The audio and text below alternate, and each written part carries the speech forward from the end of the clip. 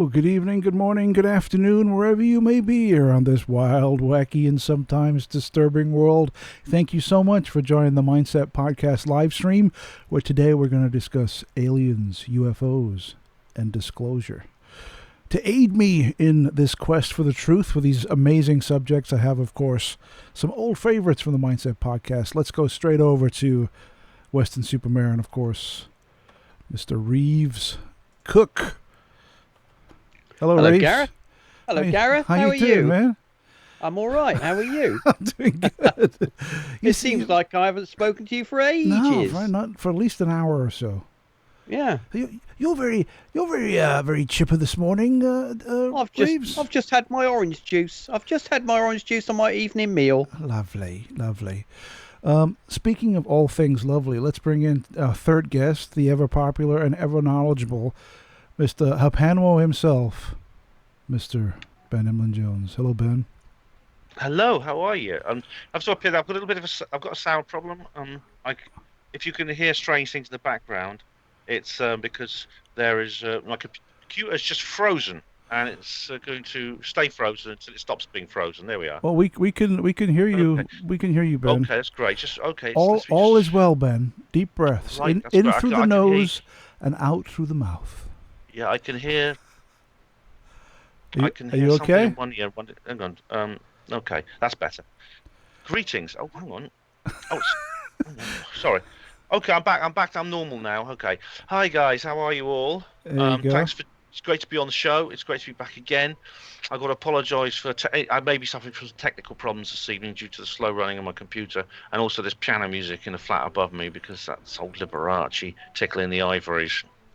I think if you listen very carefully, if viewers and listeners alike, if you hold your breath and listen very carefully, you might be able to hear Ben's piano player. Listen. Let's Can you hear that? It's Can a you hear classic that? record in the background. It's a jazz calf. Yeah, I could try. I can hear it. I can hear it. Anyway, enough with all of this lunacy and frivolity. Let's get into the topic here. We're going to talk about something very near and dear to all of our hearts: aliens, UFOs, and disclosure. These are subjects that I've been fascinated with ever since I was a little kid. The thought that we're being visited by a possibly extraterrestrial civilization or non-human entities have always fascinated me ever since before I can remember. And we want to start first with the question about extraterrestrial life, because this seems to be the hardest part for the general public to get over. Does life exist off the Earth? And if so, does it have sentience and intelligence? What do you think, Ben? Well, the answer in a word is yes. The universe, I believe, is teeming with life. I mean, there's many scientists who've proved it, including some of the most eminent we know of, such as Professor Fred Hoyle and Professor Chandra Wickramasinghe. Their work onto panspermia and the interstellar medium has been absolutely fascinating. It I believe proves that there's life everywhere in the universe. The universe is portrayed. The classic idea is that the universe is essentially an empty vacuum. And was it Carl Sagan cynically said? He says there's noble gases and carbon compounds and nothing else. That was one of his characters from his book about SETI. But it's actually this idea that the Earth is just this tiny little oasis of life, a little oasis in an infinite cosmic desert, really doesn't make any sense. Firstly, because it's completely improbable. If life can evolve on Earth the way it has, there's no reason why it shouldn't on other planets if the conditions are right. And secondly, there's evidence of many kinds, which maybe we can discuss this evening. Mm-hmm. Firstly, that life exists. Yes, it is sentient, and yes, it's aware of us. And that's, I think, where Sagan and many others go wrong. The idea is there's life out there. It's somewhere, but it's nowhere near us. In my view, it's not only out there, it's already on the Earth. I mean, I believe the Earth's biosphere is essentially just one part of the universal biosphere. And non-human sentient life has reached the Earth already, did a long time ago, and it's sharing this planet with us. Reeves, what do you think? When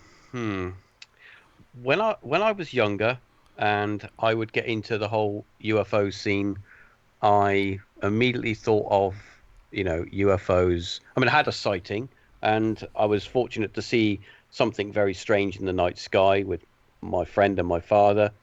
Um, I've recounted it before on other shows, and three dots in the sky, the classic kind of UFO sighting.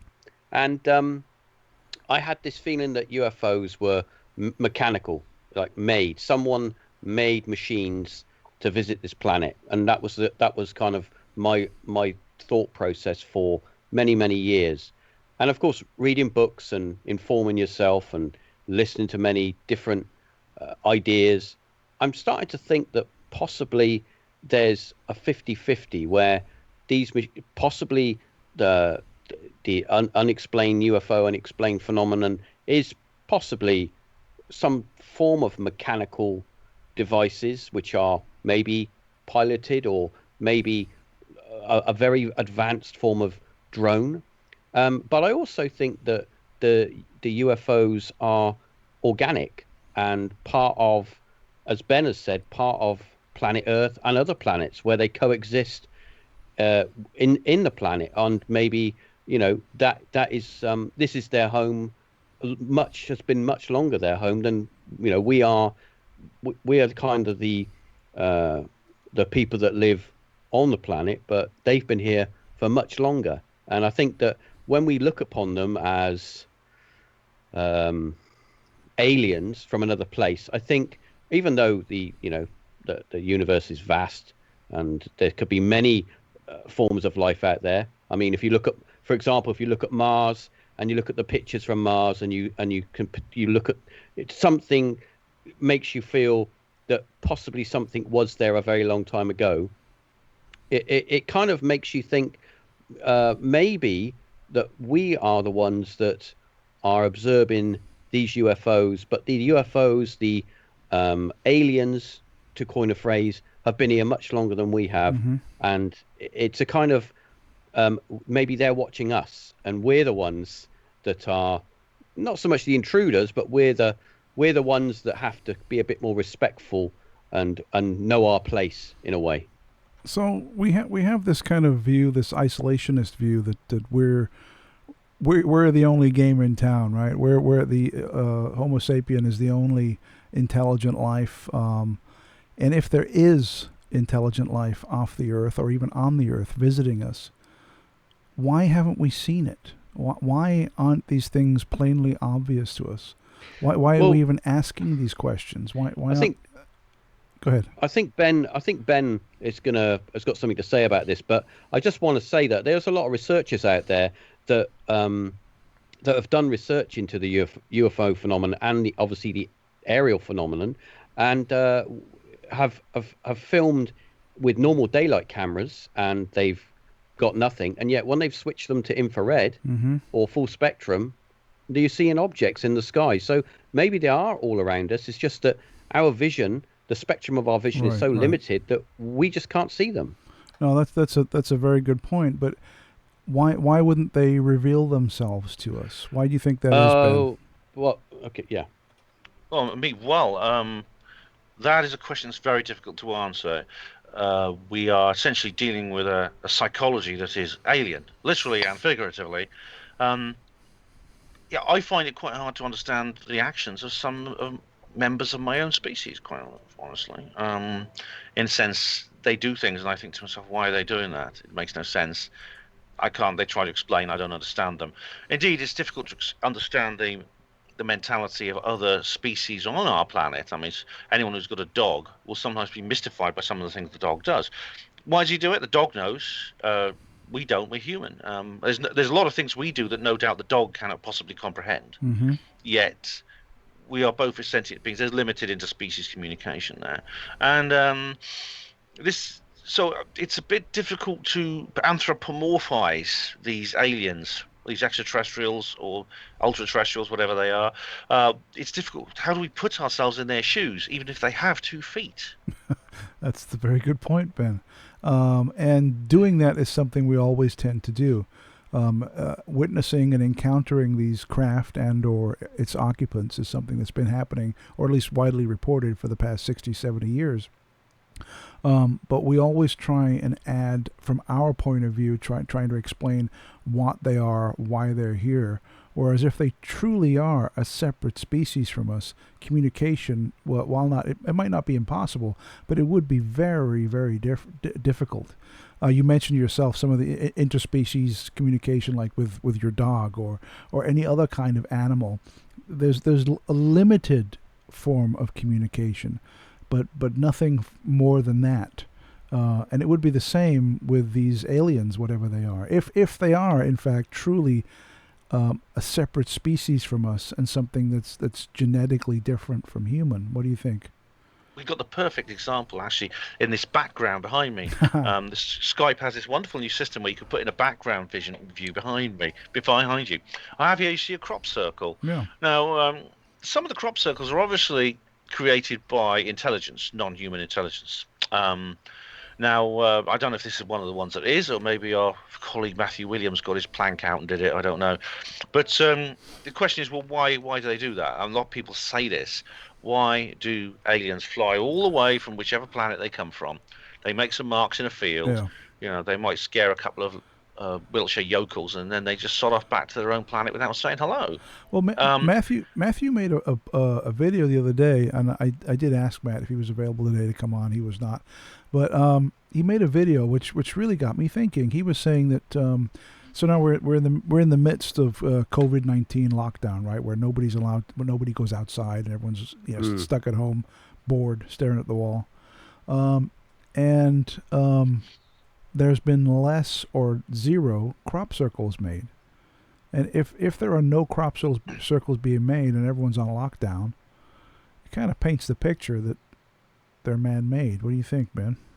I haven't actually checked crop circle connector yet, so I don't know if there are literally none. But I've always known that the majority are man-made. I mean, there's no doubt about it. I mean, however, look at some of the research that's been done, especially by David Caton and the what's the name of the institute that looked into it. There was two scientists who investigated it a little while ago that were very interesting. There's I mean, obviously, if they're extraterrestrial, I don't think the lockdown's going to stop them unless they're worried about catching the disease themselves. Correct. On the other hand, I mean, crop circle makers work so furtively that they themselves also could probably could get away with making one, actually, even in the lockdown, because they're made in rural areas, they're made at the dead of night. The methods that the man-made circle makers use, I mean, I've looked. They always park their cars a long way from where they're going to go, and they walk several miles to get to the place where they're going to go. In the countryside, in the dead of night, when you're walking around, literally you are invisible, pretty much. And so, it's possible that the teams have all come together and agreed to not to make any. I don't know. It's quite possible. Or if that's their intention, then this is essentially the perfect control, isn't it? Yeah. This is the perfect time. There's a perfect control to do some kind of experiment. This is the perfect opportunity to see if any appear, and when they do, what kind of properties will they have? I mean, David Caton's things that David Caton's looked into and stuff like that. So I look forward to seeing what appears. Maybe it may be less common, but it's going to be damned interesting. Yeah, I think we're just at the beginnings of crop circle season, right? In April, May is the beginning of it all, I believe. But usually by this time of year, there's significant amount of circles have appeared. And how many there are? As far as I know, I don't think there has been many. And I agree with you, Ben. I think the vast majority are man-made. And if any are not man-made, I mean, whether even they're extraterrestrial or who knows, right? If it only takes one crop circle to be real to prove that the crop circles there's a genuine phenomena there. Yeah, it's exactly, and it's a very, very interesting case, because I mean it enrages a lot of people. A lot of passions arise from it, because in fact Matthew himself has had experience of this, and that's a bad thing. I don't believe the man-made hypothesis believers should be excluded. I think they are doing what they do. It's a form of landscape art. As long as the farmer makes his compensating few bob from his honesty box, which they can do if they know what they're doing, I don't see the problem. Although it's if obviously I think there is obviously something etheric and ethereal about these things. There's something spiritual about them. A lot of people have talked about how it affects their lives. People go into circles, they meditate, they had strange experiences, they come out again. The connection between UFOs and crop circles is very, very obvious. There's crop circle sounds, there's the balls of light images that sometimes occur, things like that. So I love crop circles. I love them for what they are. I think they're objects of beauty, whoever made them, and the mystery associated with them, I think, enhances that. Yeah. And the mystery remains, despite many protests to the contrary. The mystery, I think, remains. All right, I would agree. What do you think, Reeves? With crop circles, I think they were obviously big news in maybe the 90s. It really with Colin Andrews, and they kind of really exploded. And they took the kind of the UFO headlines where you couldn't pick up a UFO magazine or a pamphlet or whatever that without something about crop circles. And that was the connection between the aliens and us. Was the crop circles were the middle ground, where if you wanted to be closer to UFOs or to potentially have a sighting, that you needed to go to Avebury or in that area, the mystical part of England, Wiltshire, to see a crop circle, to be in a crop circle. And of course, we do know that strange phenomenon has been captured and experienced in and around areas where crop circles have appeared and have been. Even camera crews and news crews have had equipment capture strange sounds. It's been faulty. They've been in a crop circle. Now, the thing is that Matthew did raise, when we had a conversation regarding crop circles, he did raise an interesting point, that possibly the phenomenon, the UFO phenomenon, is affecting individuals in a way that motivates them to go out and do circles. Yeah. Therefore, they are in a way the third party, the conduit to spread the message. Like for example, Matthew tells the story of them coming up with a circle design, which they decided to do, and they made the design, and many miles away, the same night, another team did the same or a very similar design. What's the chances of that? Yeah, it was a design that would interlock, I believe. Interlocking. He said they would two circles that would kind of interlock, and each party that were designing it had no idea that the other party was doing that. Which is kind of, it goes way against the odds for something like that to happen. So yeah, Ben, your thoughts? Yeah, I'd just like to provide a little update here. I've managed to access the Crop Circle Connector website. There have actually been 3 crop circles so far this year, all in May. There's one at Norwich Wood, which is in Wiltshire, 22nd of May, which is kind of a simple double circle with some circles at the sort of like the perimeter. There's like a double formation in Chesterton Farm, which is in Gloucestershire. There's one of the objects looks a bit like a baby's dummy, and the other is like an arc of smaller circles. And there's a 6-petal formation inside a circle at Spears Lane near Chiltern in Hampshire. That's reported 26th of May. There's just 3. At this time of year, there would normally be more than 3. I mean, it is a very, very thin on the ground. They haven't even appeared until the earliest was like. Sorry, that was in 2019. No. I must apologise. Oh, you're looking at the wrong date. Yeah, these are 2019 formations, apparently. So any for 2020 yet? I actually come to think of that. May 2019 and latest crop circles. Yeah, I'm afraid I made a mistake there. Apologies. That's unacceptable, Ben. I'm hanging up on you. No, it looks like there's a tribute to the late Michael Glickman, who's. I've got to say, actually, I'm very, very sorry to hear Michael Glickman passed away. Now, I must make a little tribute to him because he was such a lovely chap. He was a really entertaining speaker, a really real charismatic guy who researched crop circles from his position as an architect, and he died sadly, and it's a great loss. So rest in peace, Michael Glickman. See you on the other side when it's my turn. So let's move on from crop circles. Definitely a mystery there, mostly man-made, I believe, though. But we'll move on from there a little bit. Let's talk about the occupants of these craft themselves. Now, multiple witnesses have seen many varieties of so-called extraterrestrials, if in fact that's what they are. The most common being the short little gray creatures with the big wraparound black eyes, which are very common and have been since the early 1980s onwards. I think before that, before say let's put a line in the sand for 1980. Previously to 1980s, these small creatures, the small diminutive creatures with the big eyes, they were present and they were encountered by people and they were described, but they didn't have the big black eyes. The eyes were more human-like. Yeah. They were very large, but they were human-like.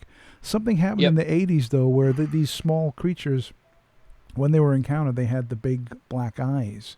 Yeah. And that's an interesting data point there to point out that while people were reporting the small creatures, they were physically different to the small creatures that were being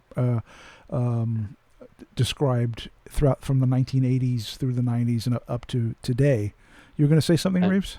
Yeah. The point I wanted to raise was it's interesting that in the 80s it changed. People were starting to see a different perspective of these creatures. And interesting as well that the book Communion came out with Whitley Strieber, and his interpretation. It's almost as if whatever it is kind of conforming to the current culture, the current pop culture of how we perceive aliens. Because if you go back to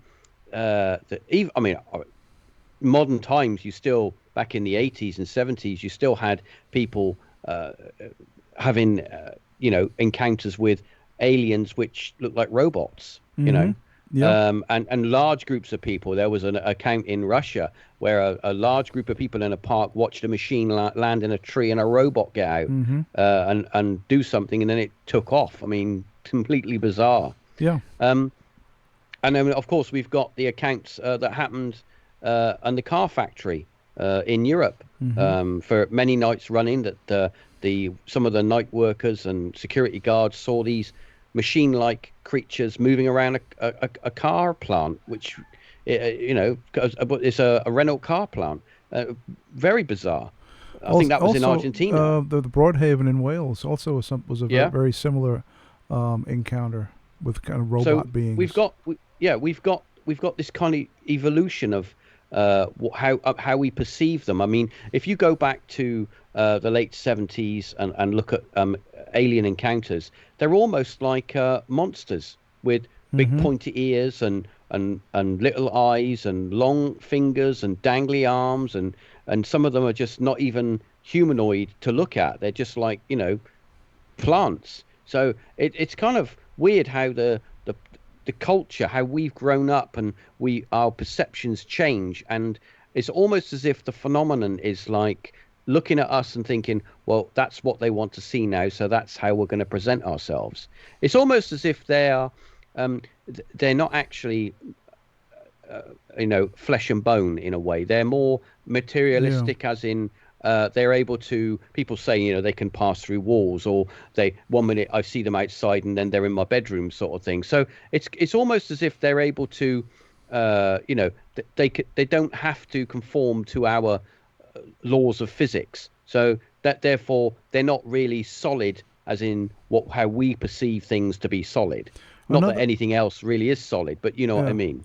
Another interesting fact that ties into what you're saying, Reeves, is when people are allegedly brought on board the craft and they describe the surroundings, they see like computer screens and gleaming surfaces and very sci-fi kind of scenarios, right? Where it's what you'd expect to see on a science fiction television show. Exactly. Are we ourselves? Are we ourselves are we experiencing what we want to experience? For example, with I think it was Betty and Barney Hill, when they got taken aboard the craft, they said that the that the individuals that were on the craft, some of them actually looked like German soldiers. They had like uniforms on, and they had peaked caps and stuff. Yeah. And it's like, but there are also what they call alien looking people on there as well. So that's the thing, is it's kind of like the perception. Are we the ones creating the the conditions where we perceive whatever's happening is internally in our minds, and we are projecting? So I'm not saying that you're not having an experience, but is the experience more inner than outer? Are we, for example, what about this? What if the experience is very real, and but they're experiencing something that their minds can't fully comprehend? Exactly. So the mind starts to fill in the blanks, so to speak. From what? Yeah. From what you. That's why we have this very similar, arc of experiences where everything's slightly different, but it follows a similar line of evolution at the time. What is in pop culture? What do you think, Ben? It's if the phenomenon is actually changing because of us, then that's the implications of that are extraordinary. And indeed, it's perfectly possible. Can you hear me all right? Yeah. Yeah, it's perfectly possible that that's the case. We know that, for example, some people experience screen memories especially when they've just started being abducted and they haven't actually had whatever. And they're suffering from memory loss as a result, because some abductees can't automatically remember what happens to them. Some of them will say things like, there was a big cat sitting on my windowsill for hours on end staring at me, or even an owl. An owl is very common, the owl, as a screen memory for aliens. On the other hand, there's a possibility the phenomena is changing, but there's also other possibilities. That is the way the type of phenomena that actually get reported, and the type of phenomena that get reported and then are published widely, which may mean our own attitudes towards the aliens are actually altering our popular image of them. For example, firstly, we've got to clear up a falsehood. Brian Dunning, the guy who did the Skeptic show, or whatever it was, he said nobody saw grey aliens before 1977 because that's when they appeared in the cinema for the first time in the film Close Encounters of the Third Kind. Yeah, that's not correct though, Ben. That's not true. No, Robbie Graham, actually a British researcher, he got a hold of the production designer for Close Encounters, and he said, well, where'd you get the ideas for these beings, these little grey aliens? He said, I phoned up one of the people who sees them all the time, and they told me what they look like. So Dunning has put the cart before the horse here. So, and indeed, there's images of greys that go back a long way, actually, into old paintings, and even cave paintings thousands of years old, where you distinctly see the grey aliens with the blank eyes as well, with the non-human eyes. So it's possible the aliens with the human eyes have been around for a long time, and the ones with just the black eyes. But for whatever reason, we're either seeing the ones with the black eyes more, perhaps because they're coming here more often than the ones with the human eyes are taking a break. Are they going to another planet? I don't know. Or the phenomena that are actually being reported are a particular type, or the phenomena that are being reported are a particular type, and the ones are of all types, but the ones that get publicized the most, that receive the most attention, are of a particular type. So it could be all of these factors are actually involved here. Yeah, that's a good point. You might be right. It's what's being reported that we have to really talk about, and you're correct also about the ancient paintings or the sculptures of creatures that look very, very similar to the typical gray that we've all come to know. Reeves brought up Whitley Strieber's Communion, and while I've been into UFOs and aliens since I was a little kid. When that book came out in the late 1980s, it was a landmark book for me. I distinctly remember seeing it for the first time, walking past a bookstore and seeing it in the window. They had a big display with all the books in it, and walking by, not knowing anything about the book, not knowing it had been released. vaguely knowing who Whitley Strieber was because of The Hunger, but not really knowing not knowing his work or anything like that. And walking past the bookstore, looking in and seeing this display of books, and instantly being almost hypnotically drawn to the book. And I immediately had to go in and buy the book right then and there. And I started reading it that day. It was a big deal to me. It was a big game changer for me. How about you guys? Did you have a similar experience with that book, or when did you first fall into the communion abyss? It must have been about 12 years ago, and I hadn't read any of Whitley Strieber's books, and I kept meaning to buy it, and I saw the 3 books on sale online, and I bought them all. And when I picked up Communion and started reading it, I didn't put it down. I just read it. It took me about 3 days, but I read it cover to cover. And I think I've read it about 3 times. Yeah. And I don't know what it is about the book, but the way that he tells the story of his experience in the cabin in the woods, the way it starts, and it starts more. It's the experience. I'm not giving away any spoilers here because the book is years old. So if you haven't read it by now, spoilers, Reeves. Okay, no, I'm kidding. It starts off right. It starts off more like a ghost story than a UFO story, and they start to experience strange sounds and seeing visions in people, what they believe to be people in the woods. You got to remember that this log cabin is literally in a huge forest in the middle of nowhere, up on a hill. So it's kind of in the middle of nowhere. And what he explains that when he starts to have the experiences, that it's more audible, and the feeling of something's around. Mm-hmm. And what really got me was the night when he woke up and he saw the figure in the doorway of his bedroom, just watching him, just stood there looking, and then he realized it was more than one.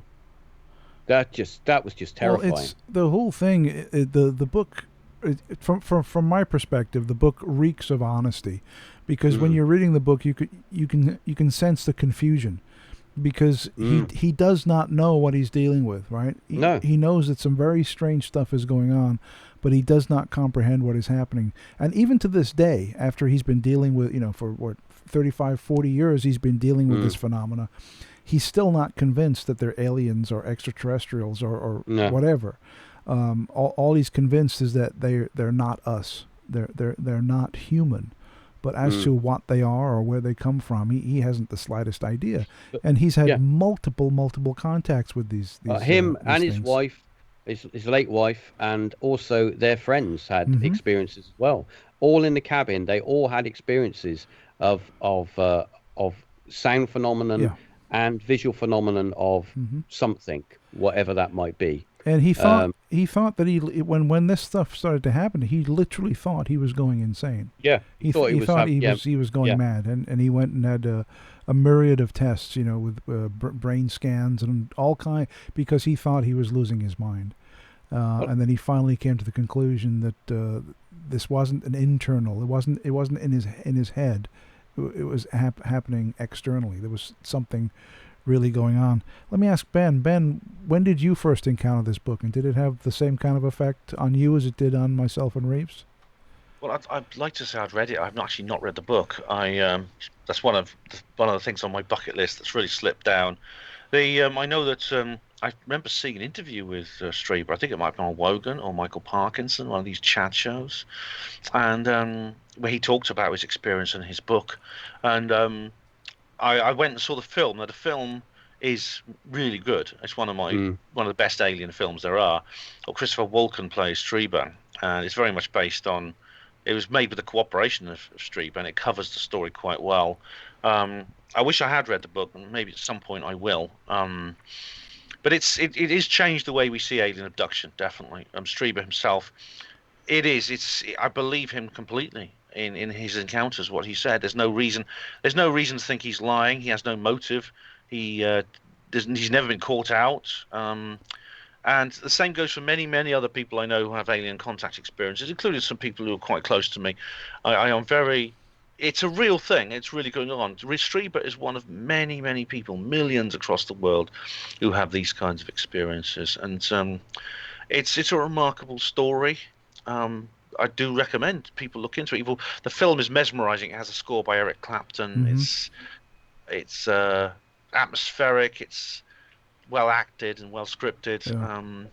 I don't know how. Obviously, I've not read the book, but I don't know how close it is to the book. But I know there's so much more in the book. There's so much more in the book. Strieber, right. It's made with the cooperation of Strieber. Well, initially he wrote the screenplay to Communion, but he was not happy with the way it came out, because I think the director Philip Mora, he gave Christopher Walken a lot of leeway in regard to improvisation and being in the moment and acting way beyond the way it was presented in the script, so that the movie kind of morphed from the straight-laced story that Strieber wrote into this wild. And don't get me wrong, I mean, Christopher Walken he's awesome in the movie, but you can tell he's having fun with the role, and he's embellishing and making stuff up as he goes along. He's playing with the part, and Strieber was not happy with this, so he kind of moved away from the way the movie came out. I think there's been many talks of him producing like a mini-series for TV on Communion, which would be very, very factually accurate and go along with the narrative of the that would be good of the book. Yeah, that. Go ahead, Reeves. I've got to watch. I've got to read the book now. you have to read the book, Ben. It's a must read. It really is. It's a landmark UFO book. I think, to be honest with you, I think if Whitley Strieber was to put up a GoFundMe or a Kickstarter to do an independent miniseries documenting his accounts, I think he would easily raise the money. Easily. Yeah. To do it. If he couldn't get back from a television network, he could easily do it independently. Find someone to produce it, and and if he wrote the script and that would be amazing, because you would really see.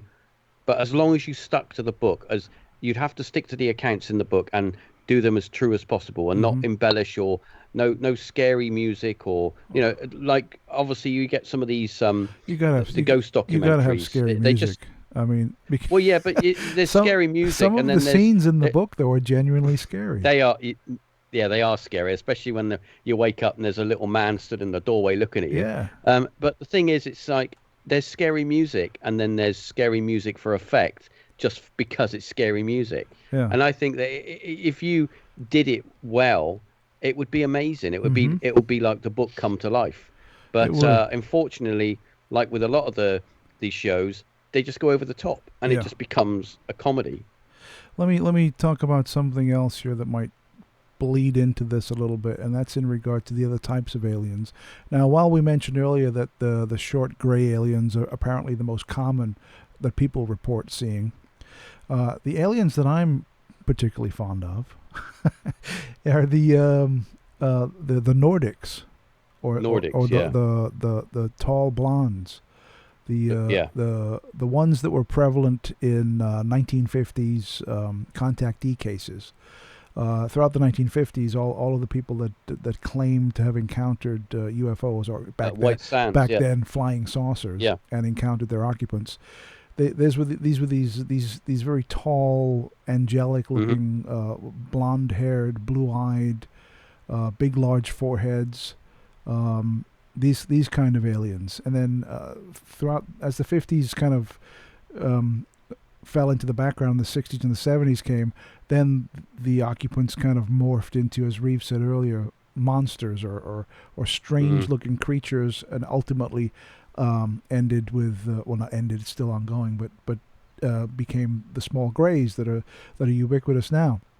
But I have to say that even though the Nordics are very much a part of the contactee tales of the 1950s, they are still occasionally encountered, and people still occasionally have encounters where they bump into the Nordics. including Whitley Strieber. I mean, if you've read his books, there's several moments in the books where he does encounter these Nordics and have conversations with them. Some of the encounters with the Nordics are far more bizarre and strange than the encounters with the Greys. Now, let me ask Ben about this, because Ben is, I mean, for you, all of you guys out there who listened to the Mindset podcast over these years, you're well aware that Ben is very, very well read and very, very much into UFOs as a subject. But when it comes to the Nordics, Ben, what's your take on them? These things still happen, right? Yes, I mean, it's rather like what we were talking about before about the Grey's eyes. The Nordic aliens. Now, these are very strange creatures. You just described them perfectly. They're looking vaguely human, but have very exaggerated features. But they could pass for human, though. One could walk past you in the street, and you probably wouldn't even look twice, right? Yeah, if you put normal clothes on them, you might think they look a bit odd, but you wouldn't say they were extraterrestrial. I mean, some of them, it's varying degrees. I mean, some of them literally do not look extraterrestrial at all. But you'd think the ones Travis Walton you'd think it was an were odd-looking human being. You wouldn't think they were alien. No, I mean the ones Travis Walton describes literally appear to be human. They're wearing unusual clothes, but they're clearly human.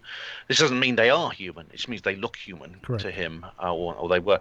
But I mean, again, like the Grey's eyes, we're looking possibly at a change in the phenomenon, but also and the way we perceive it, but possibly also the way it's perceived, the way our culture and psychology, even within the UFO community, has changed to the point where different beings are being highlighted. They're being made the most famous cases, possibly the ones that leak out into the mainstream culture outside the UFO community are a certain type.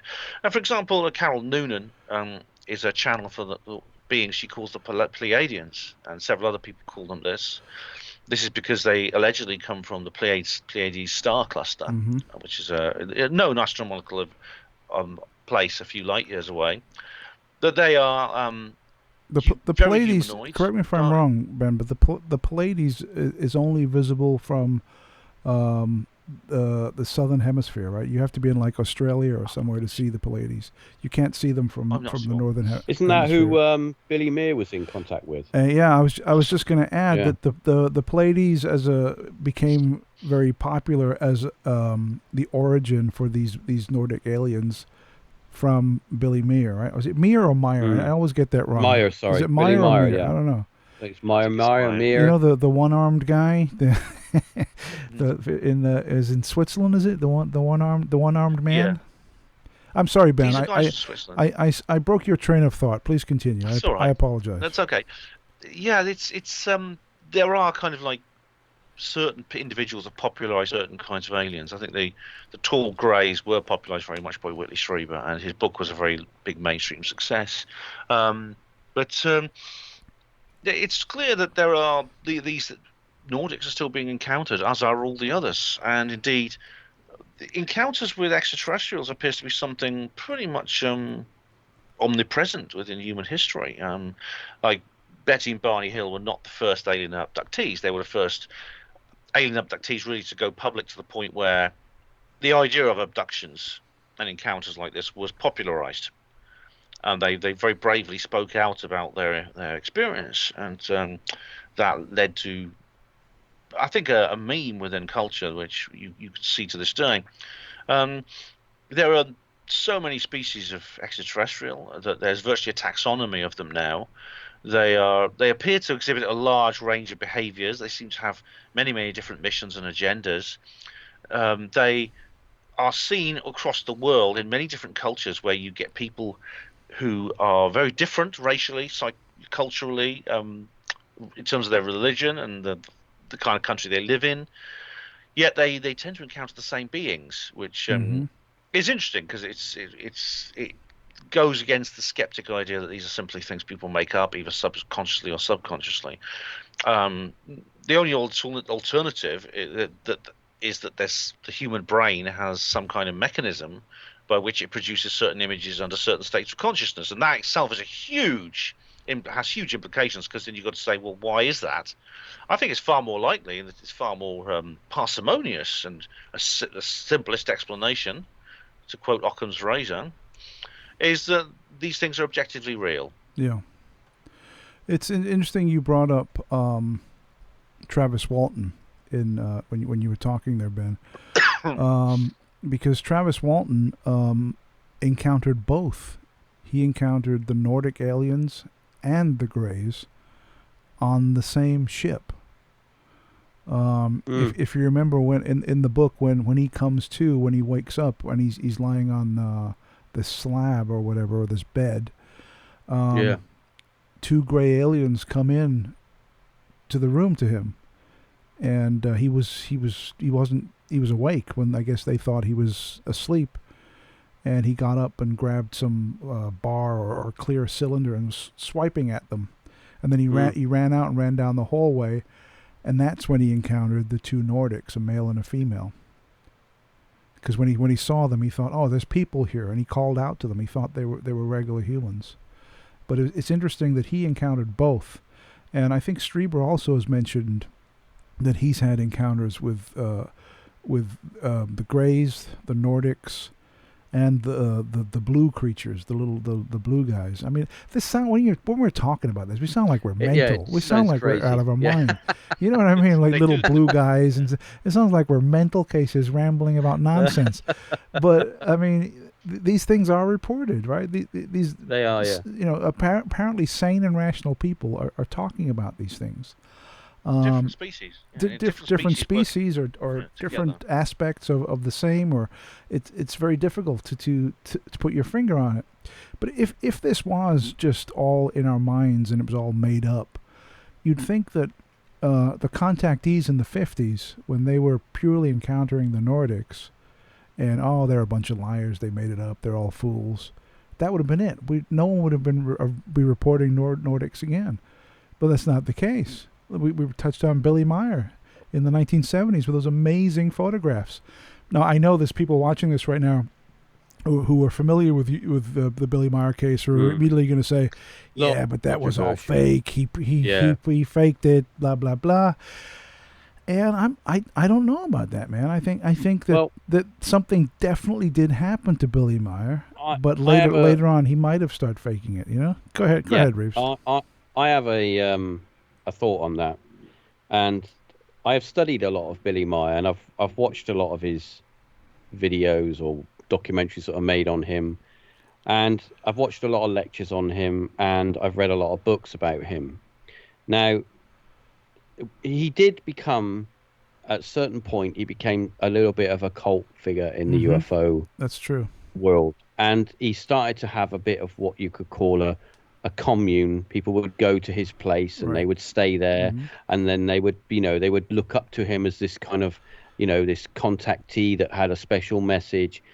And obviously, people didn't like that. I mean, even somebody tried to shoot him. They took a pot shot at him. Someone did. Yeah. But the thing is that when you look at his pictures, they're sharp.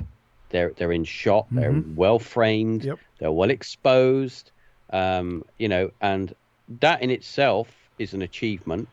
But I look at it from this point of view. If you've had an experience, and the people are listening to you, and your contactees are saying, here's a message. You got to give this message, and you start to feel that you're not really getting your message out there anymore. It's been a while, and it's not going anywhere. Now, the temptation is to try and replicate what you've experienced, and therefore, because he was building models. I mean, there were models found in his workshop, and also we've got the ray gun picture, which is like allegedly one of the contactee people that he was in contact with showed him their pistol, and he took a picture of it. There was the travel in time too, to see dinosaurs. Remember, he had a photograph.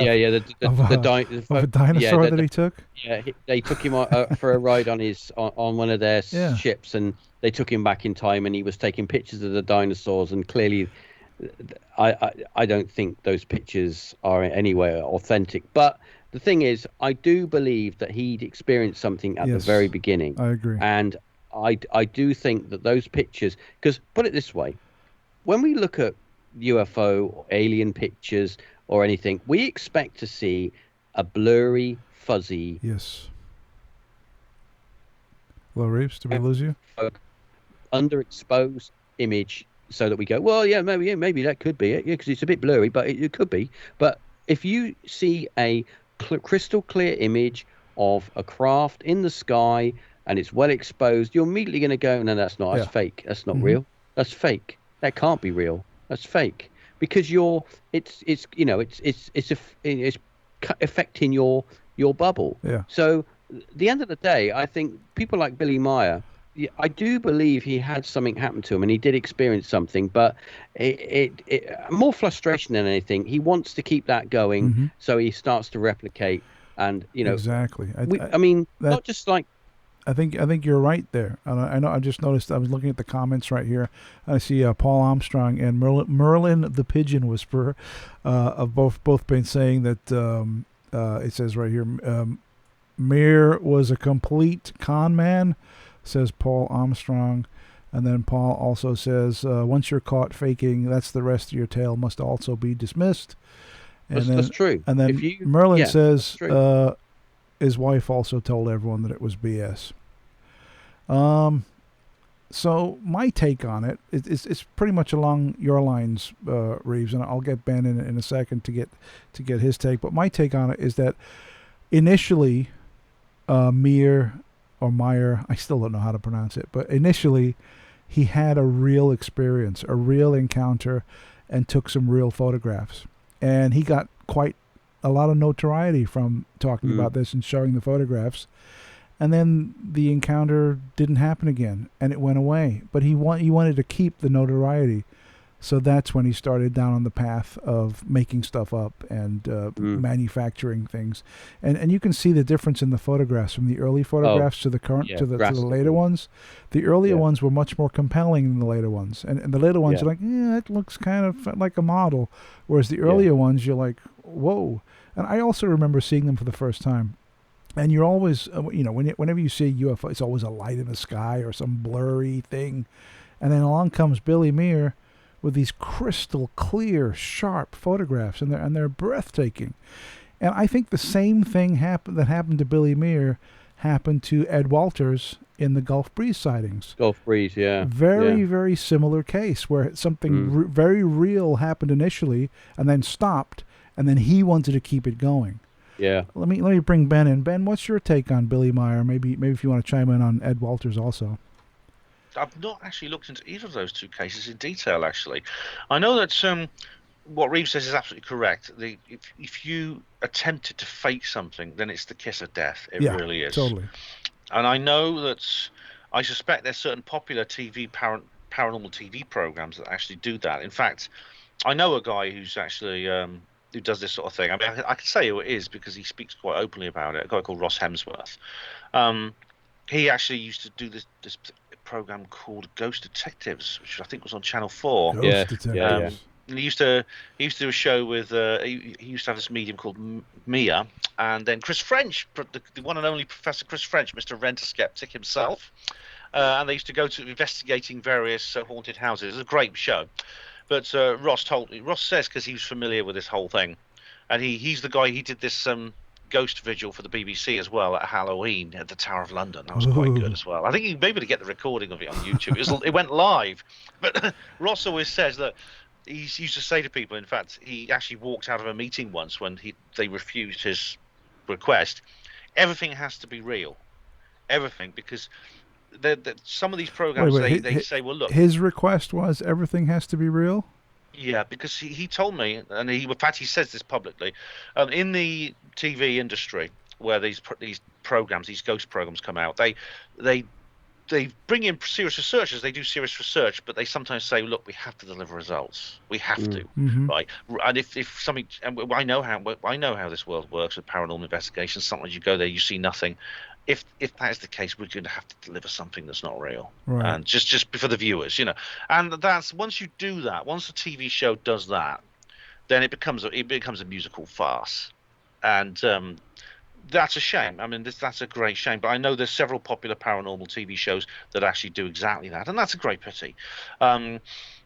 But as far as Billy Meyer, I mean, I should say about the UFOs that you are in a situation. Reeves touched on this, where a lot of UFO photos and footage is very bad. They're usually taken with mobile phone cameras by very excited people whose hands are trembling with it with thrill or fear.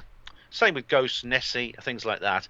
And they're saying, "Look at that! Look at that! Look at that! It's like it's in the room. Look at that! Look like UFO." And you see this little blob sort of jerking around. It could be some kind of firefly or something. But then, of course, that is not good enough. That doesn't count as good evidence. But then sometimes you see like a very obviously structured craft hovering overhead, and you can see every detail of it as if it's something from a movie. And you say, that's got to be faked. And in this day and age, it could be faked. Oh, That's absolutely, absolutely. And so we're in a bit of a situation where you can't win. Something is either too good to be true, or it's useless because it's not good enough. Yeah. Photographic evidence generally doesn't carry the same weight it used to because of the ability to create fake images very easily and cheaply, and so it's a sad dilemma that people have to put up with. It is, but and you bring up a good point, Ben. But if you look back, the key, if you want to look at pure photographic evidence, you have to look at UFO photographs from the 50s and 60s. And that's where you get the real core of reality as far as photographs. As we move through the 70s into the 80s and photographic techniques become better, and in the 90s with the advent of Photoshop, forget about it. You know, anybody can make anything look completely real, and it's very difficult to decipher whether or not it's fake. The only real way to decipher whether or not say a photograph came out tomorrow that was very compelling. Could it be real? Sure. Could it be created by some kid in his basement on with his PC? Of course, absolutely. So what you have to do is look for witnesses. And if you have multiple people in different areas, all seeing and describing the same thing that happened in the photograph, that just adds to the validity of the image that you're seeing. What do you think, Ben? Yeah, I think photographic evidence needs to be backed up by other evidence. It needs to be supported by other evidence these days. So, for example, if something appears over a built-up area, then you'd expect lots of witnesses. This is why the Phoenix lights are so compelling. For example, there was a famous UFO over Santiago, which is a city in Chile, in South America.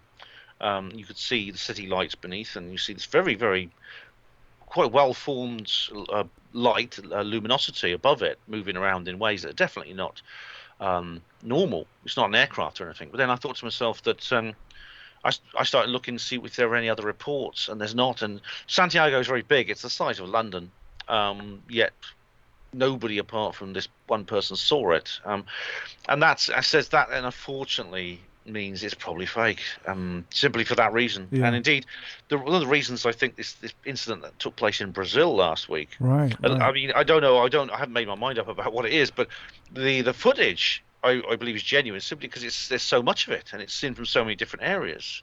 The lights in the sky. It's unlikely that's fake. What about the crash? Did you see the one with the crash?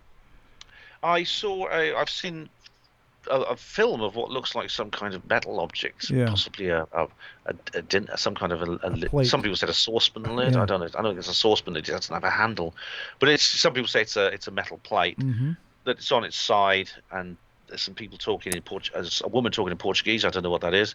What she's saying is I can't find any accurate captions for it, and I can't speak Portuguese. And there's this explosion on the ground at this factory of the stars.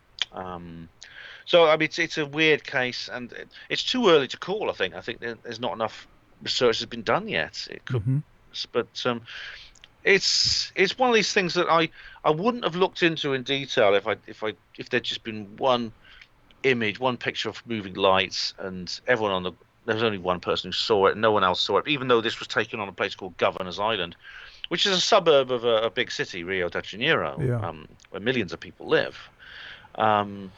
I thought, well, surely someone else would have seen it and also filmed it because everyone carries like a high quality camera around with them these days. Yeah, it's disappointing. It's probably fake. I mean, I'll just look at the conversation going on here. Merlin, the pigeon whisperer, He says, I read most of Mears' written stuff, and it was mainly bollocks. I wanted to believe, but after all the lies, and if you challenge its validity, you get attacked by his followers. That's a really good point. A really, really good point. And it's true that if you start not just questioning and asking legitimate questions about the validity, and all of the supporters are immediately like become these rabid He's attackers. more of a he's because he's a cult-like figure now. Yeah, exactly. He's revered as a cult-like figure. And You do. I mean, this is a sign of a cult where they don't tolerate any question. Any I mean, I remember questioning. very much that Dr. Stephen Greer became very angry with Kerry Cassidy once because she wrote a criticism of a talk he gave, and I think it was a very, very fair criticism. She brought to attention some major mistakes that he made, but his response was to to really drop the charm and become quite hostile, and so you sometimes get these very, very famous people in the world of ufology who, even, I'm not saying they literally run cults, but they get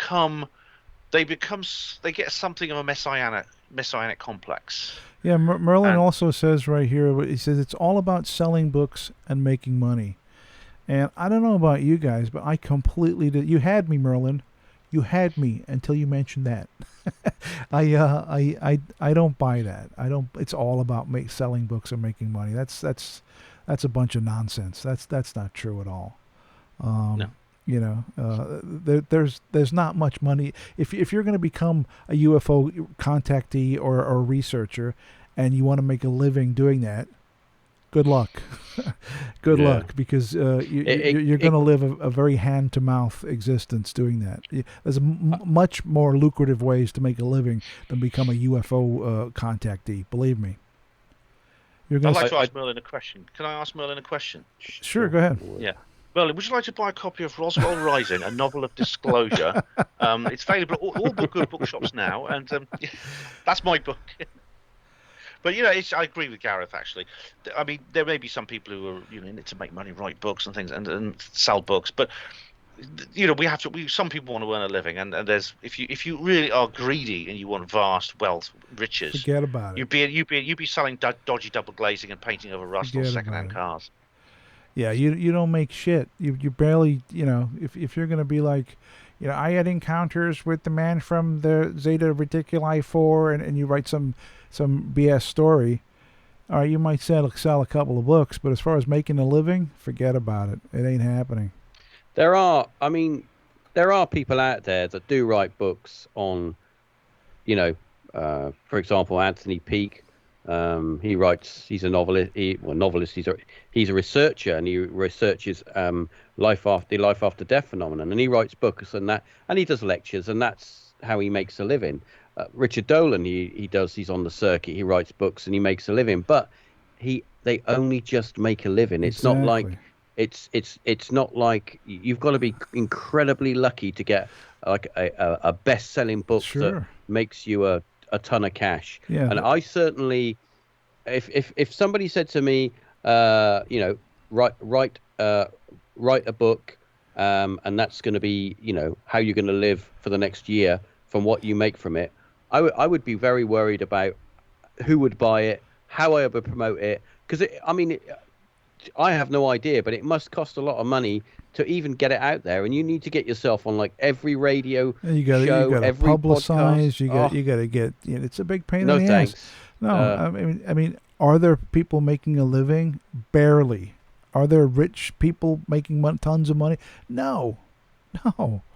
They're barely surviving. So this whole notion of, yes, we're in it for the money. We're going to write these books and make a fortune. It's a bunch of nonsense. No, there is a good, valid point that there are people out there that start, for example, they maybe start a YouTube channel and they want to get 1 million subscribers because they want to put anything on there that's potentially, it could be a load of old chuff, but they'll put it on there and say it's a ghost or it's a UFO, and people will be, click on the video and watch it, and then that's their, they play an advert, they got their AdSense, or they've got their ad revenue. So there are those. I mean, there's plenty of third phase of the moon, and there's plenty of channels like that. That a lot of the stuff on there is clearly fake, and they're doing it just to make money. And it's sad but it does happen. But it is difficult to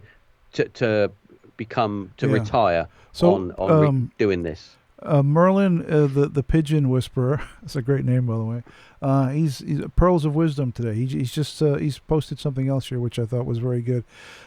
He says it's true, but he has a cult. I'm assuming he's talking about Billy Muir, to look after him, and he has to pay rent for the Star Center. I've done my research on him, and that's true. It's like if you can kind of cultivate that kind of cult-like existence where you have this troop of followers that will give you their assets and their money, and you can go ahead and survive off them, then you can, you're not going to be rich, but you're not going to have any bills to pay. They're going to take care of it all for you. But everyone looking at you from the outside looking in, they're going to think that you're mental and you're a con man, right? They're not going to think that you're legitimately trying to get the truth out there. I had an encounter in the early '90s with Claude Vorlin. I can't even say the one from the Rail. Yeah, the Holy Rail. His Holiness the Rail. The Raelians. They came to L.A. in about 1993 or 1994, and I remember there was a little ad in the L.A. Times that said they're going to be appearing at the airport Hilton.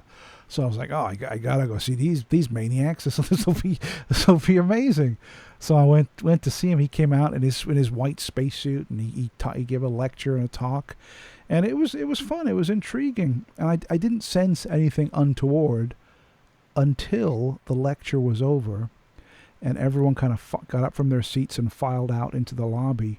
And when I got onto the lobby, then my con man antenna shot up, because I was immediately surrounded by these people who worked for the Raelian Institute, and a lot of them were very, very young and attractive young ladies, and they were very much coming up to me saying, well, if you come to our next meeting, and really trying to pull you into this thing, so that's when I really started to think like this. Yeah, there's something up here. This is not right.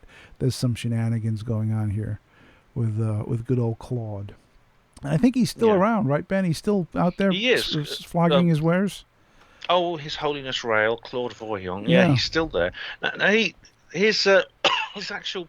I looked into these guys for a while. They're completely incredulous. I mean, the story of his encounter with this being in 1974. He basically just had this craft landed, this creature came out. And I mean, that I can gel with. I know people who have these experiences, but then he started saying all kinds of things now about how Jesus and the Buddha and everyone else were all one of those aliens. Now, and things that really don't make any sense, but it's possible that Voyant had a real close encounter. It is possible that he did, but he has piled on all kinds of fiction on top of it. That basically created, and it is a kind of religion. It is a type of. It is a religion. It's morphed into a cult. Like a cultish religion. I think it is actually listed as a religion. It's actually categorized as a religion in several different countries. Right. And it has like places of worship. Their plan is to create a massive place of worship at Jerusalem. Right. They want a landing site for the flying saucers or something, right? To do when they do that, you see the Elohim, these aliens will finally land and reveal themselves. But he's crowdfunding it basically. You've got to give him the money. And there's the George just said at that point you joined Gareth. Yes, the sexual side I'm of it. a card-carrying member of the Raelian Institute. Thank you, George. It's easy to see what draws guys in, especially if you're young and naive. For sure, yeah. And very, very sort of thirsty and virile, and you're new to this sort of thing. But because the sexual side of it is just so obvious. I mean, he does get these gorgeous girls to come out and. Right. And they are deliberately selected for their nubility. Yes. Basically. Yeah. And you could see that's obvious. And some of the images, these women appear in some of the images on his website to promote you, to get guys in. And a lot of the raiders I see are guys. I mean, there are a lot of them are guys, and it's pretty clear they have been drawn in by the thing which does draw guys in, which is our natural instincts. Right. And there's something I find very dishonest about that. I think they're using are using this method It's a as scam. an alternative to The whole persuasion. thing Normal is a persuasion. scam. I think you might be right, Ben. Maybe Claude did in fact have an initial encounter where he encountered something very strange, and from that point on, he just made up a bunch of shit and got the wheels rolling, and now he's all wrapped up in this cult / religion deal.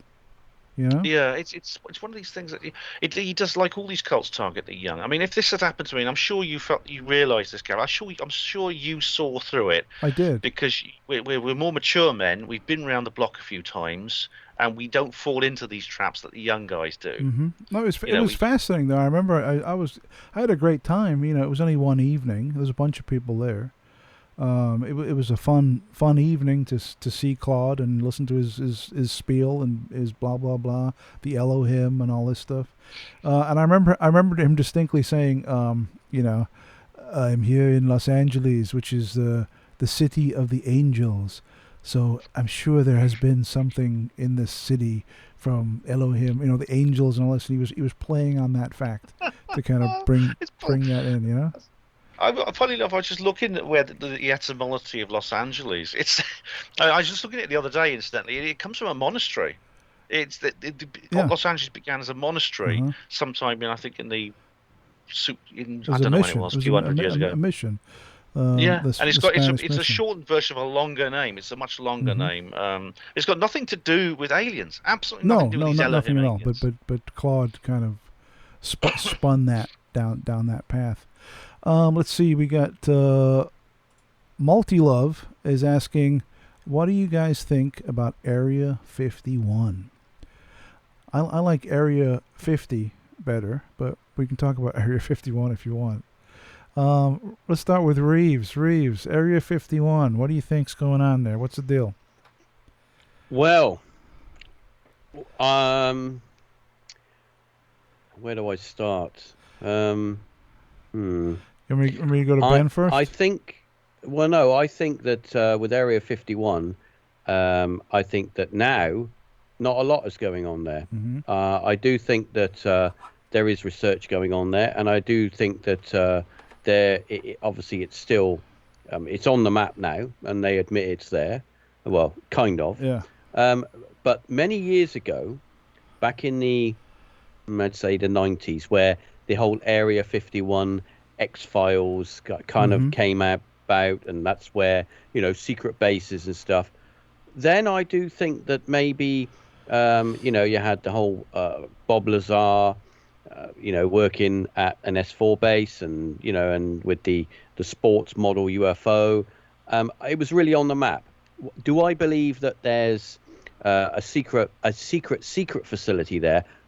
You know, is Area 51 just the icing on the cake? Is there something more there? Definitely there's something more there.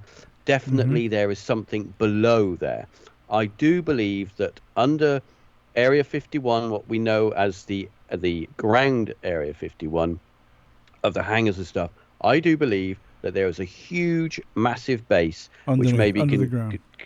hundreds, or if not thousands, of people underneath, the size of a small village, underneath Area 51. We need to get Matthew Williams to penetrate that place. That'd be amazing. I'd love to do an explorer of that. He'd just walk straight in. He wouldn't care. He'd just find a door. All right, boys, how's it going? I'm going to jump over the wall there now. All right, I'm over now. All right, boys. He could do it. Yeah. I think when we talk about bases, Matthew is kind of a little bit responsible for getting me interested in this whole underground base thing, because back in the early days when we used to read in magazines that there's, you know, an underground base somewhere, you know, we were still in the Cold War. It was, you know, it was still there, the Reagan era and then the Thatcher era, and I would always think, you know, an underground base is literally just like 3 or 4 rooms under an army base. And then I realized while watching like videos like Matt's videos that these bases that were built in the Cold War are absolutely ginormous. Yeah, for sure. Huge places. Huge. And if you think of that, and then you put that on the scale of someone like Area 51, which is said to have, you know, multi-level floors, and who knows what's down there and who knows what they're researching? We don't know. I don't know. But when we look at the UFO phenomenon and what's going on, I mean, there's a channel on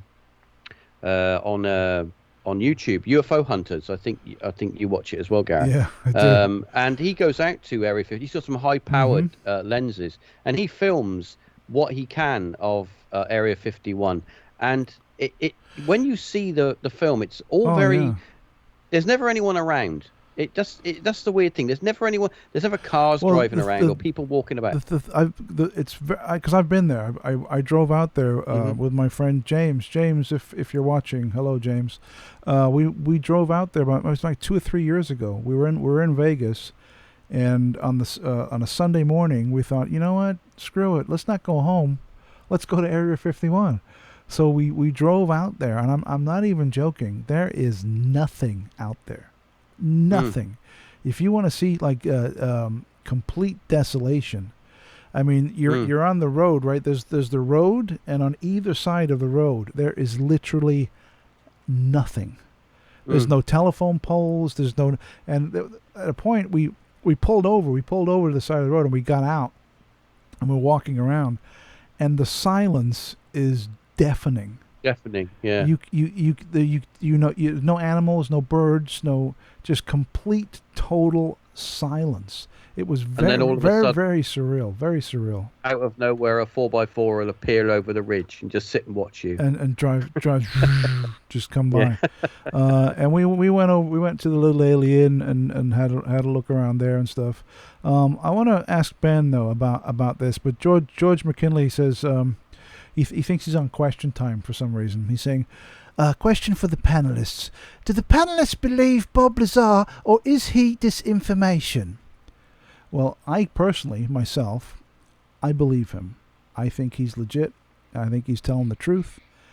And what does Ben think? Well, nice background, Ben. I just noticed. Yes, I thought I was choosing an appropriate background. I mean, the reason you go to Area 51, you find there's nothing there. There's nothing. It's really a very, very remote, isolated location.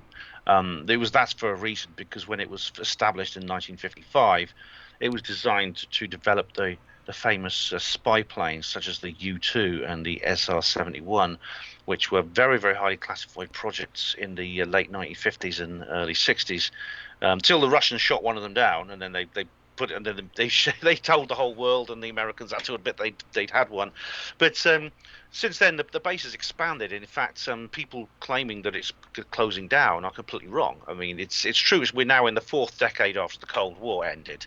However, the base, which was always predicted to be wound down, is actually thriving. They're building a new hangar there at the moment, which is the biggest building at least on the surface, that the base has. Now, what Reeves said about the underground facilities, that has to exist, and we know that because researchers have found out. People like, I know that Richard Sauder's talked about this, and lots of other local researchers have. They've counted the number of people who go there on the Janet flights and come back again, and they've done research about the number of people. A lot of them live in Las Vegas who work there. There's too many. If what you see on the surface is all there was, there's too many people. Mm-hmm. So they know there has to be something underneath. Now, in a sense, Area 51 is it may. I think I like you. I take Bob Lazar very seriously. I mean, I really, really, on the balance. If you ask me for a yes or no answer, I would say yes. I believe him. I agree. However, in a sense, though, Area 51 has become symbolic of the breakaway civilization, what Richard Dolan calls it, how Richard Dolan terms it. It's quite likely that whatever's going on at Area 51 is most likely going on in several other locations as well, such as China Lake, such as the San Nicolas Island, all these various other places around the United States and beyond. But Area 51 is unlikely that the project is centered completely on Area 51. However, Area 51 has become a monolithic kind of cipher for this whole thing, which is why you get people going there trying to find flying saucers and things like that. What's in there, nobody knows, because the government it's highly classified. The government never says a word about it. It could be anything, literally anything. We know there's secret aviation projects going on there. There could be all kinds of other things. There's lots of books been written about it. Annie Jacobson wrote a very interesting book about it. Yeah, but It doesn't go into wasn't aliens, but she? it's a very She was informative kind book. of poo-pooing the whole idea, though, right? Yes, She was does. not. She didn't go down the alien path, so to speak. Well, unfortunately, her own explanation is even stranger than anything extraterrestrial. She says that basically these were like genetically modified German spies or something like that, Yeah. which is even weirder than anything we could come up with. But it's an interesting book, very informative, and there's lots of other people who've written about Area 51. There's a lot of research that goes into it. It's what's going on there. I mean, Bob Lazar is an amazing character, and he's controversial. He is. But we've discussed him on the Mindset podcast about what he gets up to. He has proved his case. He has proved a lot of his case. I know I've looked at both sides of this story. I've wavered. I've gone from one side. I was on the other side for a while, but I've come around to believing him.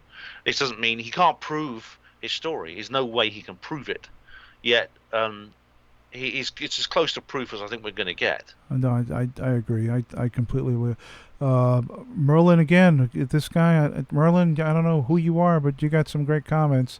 He's saying I think Lazar is real, and he's never changed or embellished his story, and I would agree completely. I think Lazar is legit. I don't think he's BSing. Yeah. And if you take it from that point, if you just go from the point, let's just say for argument's sake, and I do believe he's telling the truth, but even if you don't, put yourself in his shoes for a second, and let's just say what he's saying is real. That opens up a worldview that is not only exciting and incredible, but also terrifying. Because the information that was given to him, and he's the first to admit, hey, you know what, I can't validate whether this information is true or not. I can only validate what I witnessed or what I touched with my own hands. That I can tell you is 100% true. But he heard a lot of stories and read books while he was on the base that gave like a backstory of this civilization that created this craft, which may or may not be true, and he's the first to admit that. But he alludes to the fact that the 9 craft that the U.S. government had in 1989 were found in an archaeological dig somewhere. Yeah. So these craft yeah. might be thousands or hundreds of thousands of years old. That there wasn't like an exchange where the aliens came and said, hey, you know what, we're going to give you a bunch of flying saucers, cool. There was nothing like that.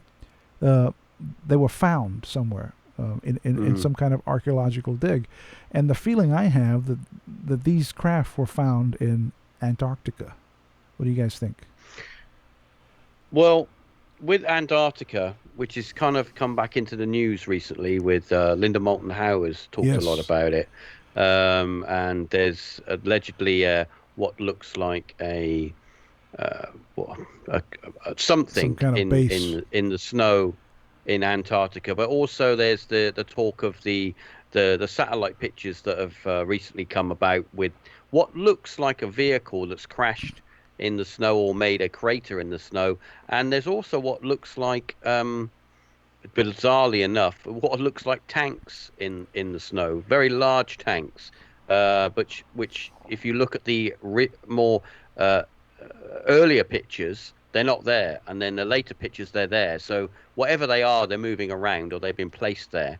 They might not be tanks, they might be buildings, they might be something. I don't know, but there's something weird about this whole Antarctica base doorway. There's the talk of the doorway as well, that there's a doorway to somewhere there. So did you see Linda Moulton Howe's documentary about Antarctica? No, not. Did you see it? Only a small part, not all of it. No, yeah, only a small part. I watched the whole thing, and it's fascinating, and I did enjoy watching it. But whether it's real or not, I don't know. I have no idea. Some of it is, from what I've read, some of it is very science fiction. Very much so, yeah. I got vibes of the Alien versus the Predator film when they go to find the aliens that go down Yeah. in Antarctica under the snow. It was kind of like that. I mean, But it was interesting, fascinating stuff. Yeah. We have a bunch of comments here. George McKinley says, "What's your view on Rob Schneider, who was in Saturday Night Live?" No, I think you're talking about Phil Schneider. I think he's calling him. Phil Schneider. Rob's the guy from Dull Saturday Night Live. Space.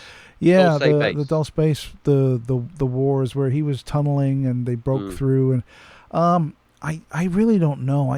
I'm very much on the fence with Phil Schneider. The only thing, the one thing that adds kind of credence to it was that Schneider was murdered.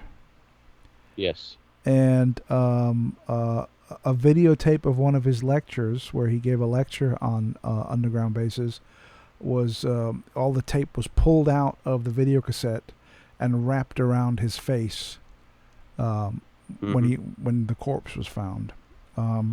Yep. And that's it was listed as suicide. I know. That's kind of interesting to say the least. But whether or not he's being legit or being used for disinformation, I have no idea. Do you have any thoughts on Schneider, Ben? Well, first of all, there's a Canadian investigative journalist called Darcy Weir who's looked into this. He's proved beyond any doubt that Phil Schneider's death was not suicide. It was listed as suicide. It was not. It couldn't have been. Physically, it couldn't have been.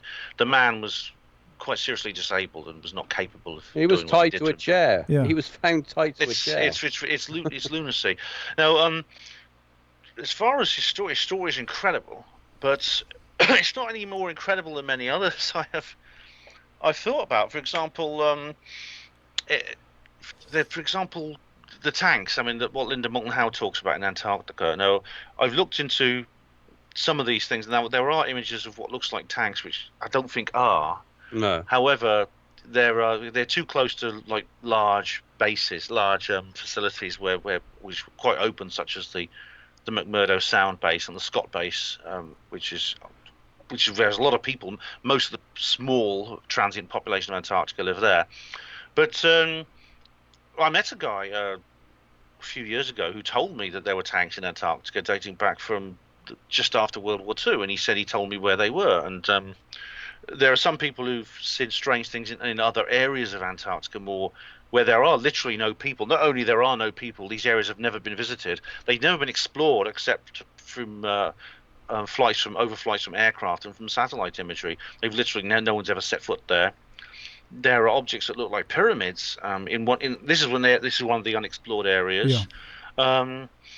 There's a lot of people talking about things that are under the ice. You must realize that Antarctica is, again, it's out of sight, out of mind. No one even landed on there until the end of the 19th century, and the South Pole's only reached in 1911.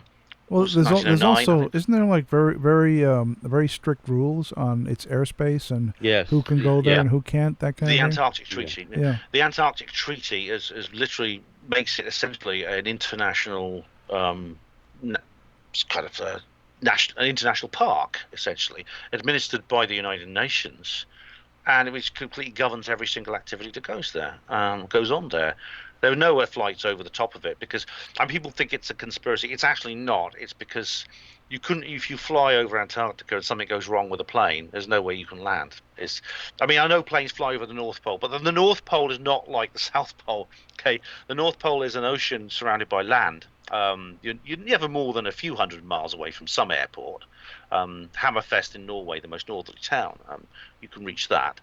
But the South Pole is thousands of miles from anywhere.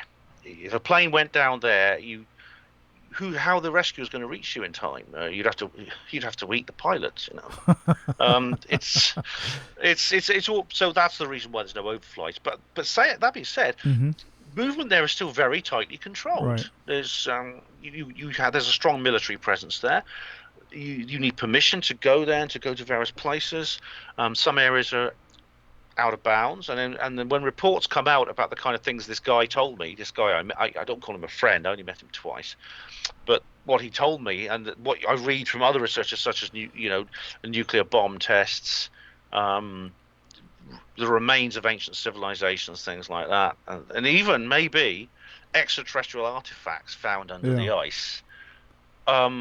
It's like Area 51. It's out of sight, out of mind. Anything is possible. Whenever there's a lack of knowledge, whenever there's a black hole in our information, our imagination moves in to fill the gaps.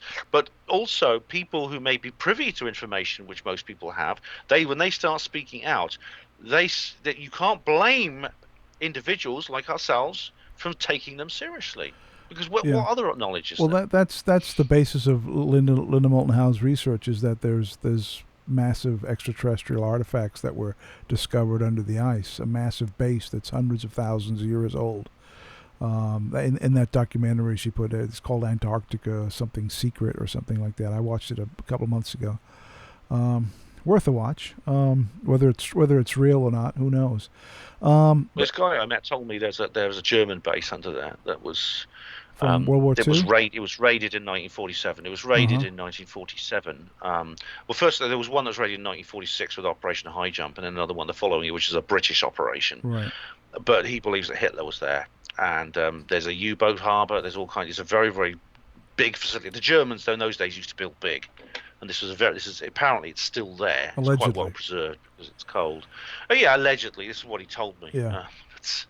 So that's a long story. When you meet these people, Ben, and you're sitting there and you're looking them in the eyes, and they're talking to you, are you kind of sizing them up? Like, is this guy full of shit, or is he on the level? What's your vibe on this guy? I mean, you don't have to name his name, but you think he's telling you the truth, or he's full of it?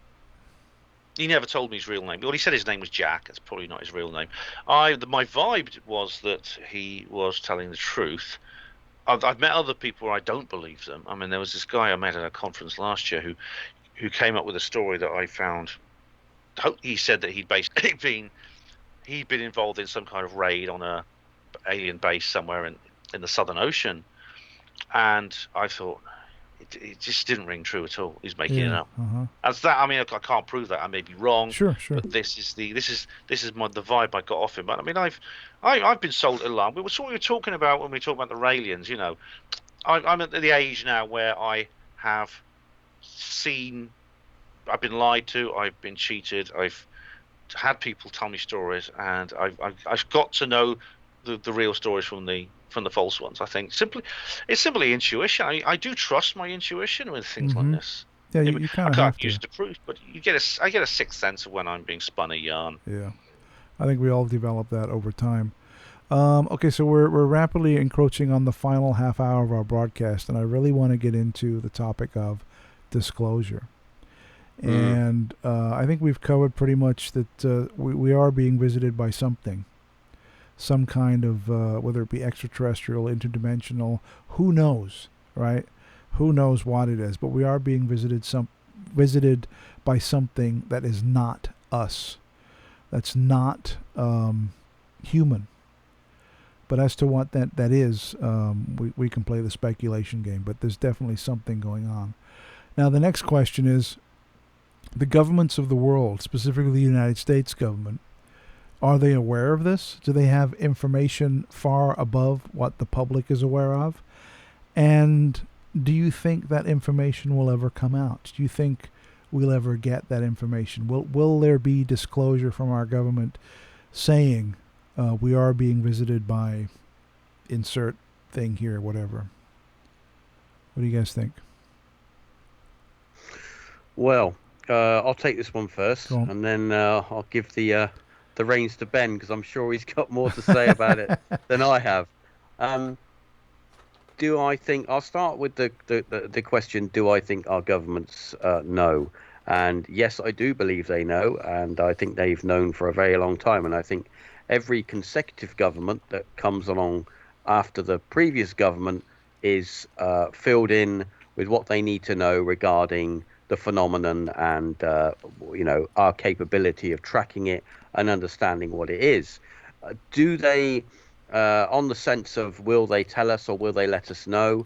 I do believe that there are people out there that are giving breadcrumbs of information more and more, and it's becoming more regular as the years go by, because I look at the main thing I keep track of with the UFO phenomenon and what you call aliens is the Mars phenomenon, because I go back, I look at a lot of Mars pictures, Mm-hmm. Gigapan, stuff like that, and there's more and more less obvious obfuscation of images and editing, which you can see, which has obviously got to be done on purpose.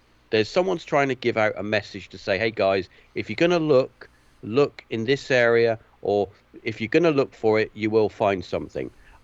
Will disclosure come? I This is like the $1 million question. Will it come, and when will it come? We've just had the release of the Tic Tac UFO and the speeding UFO, Right. and apparently there's more, but it's not going to be released, Uh-huh. or the tapes are taped over or whatnot. People are becoming more comfortable in positions of responsibility, pilots and stuff, to talk about it. But I do think that we're going to get to a point where if the governments of the world start to acknowledge it and say, yeah, there is aliens out there, but we don't know what to do about it. The interesting thing is that they are on about sending astronauts back to the moon, a manned mission to Mars. Is that more of an acknowledgement to say we want to find out what this phenomenon is? We know there's something on the moon. There is something on the moon. We know that there's something going on the moon, and we know there's something that used to be on Mars, and those could be the answers to the questions that we're asking ourselves about the UFO phenomenon. But will disclosure come anytime soon?